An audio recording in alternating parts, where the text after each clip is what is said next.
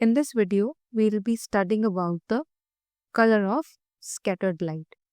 The color of scattered light depends on the size of the scattering particles, and the meaning of scattering here is the phenomena of dispersion of light by the atoms or molecules. Now, when the size A of the scattering particle or the scatterer is much smaller than the wavelength of the light, then shorter wavelengths are scattered more than the longer wavelengths. For example, air molecules scatter blue-violet light more than the red light.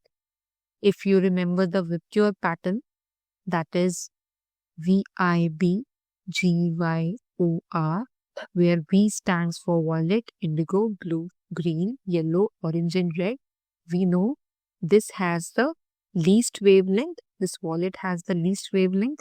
The red color has the maximum wavelength. So in all, the wavelength goes on increasing as we move from violet to the red color. For the particle size very smaller than the wavelength, the shorter wavelengths are scattered more, indicating that violet color will be scattered more than the red light because the wavelength of red light is more than the violet light. British physicist Lord Rayleigh formulated a scattering law, and according to Rayleigh's law, the intensity of scattered light from small particles is inversely proportional to the fourth power of its wavelength.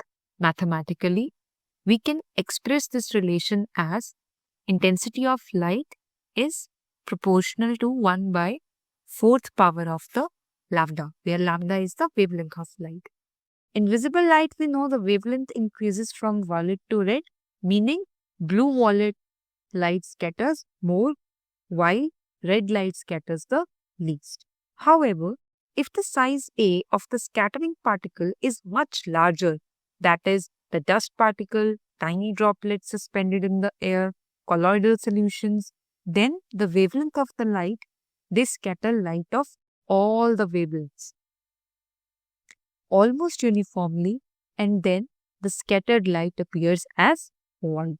So this is the scenario for the two cases, that whether the particle size is much smaller than the wavelength or much larger than the wavelength of light, and then they scatter the light accordingly. That's all about it. I hope this topic is clear to you. Thank you.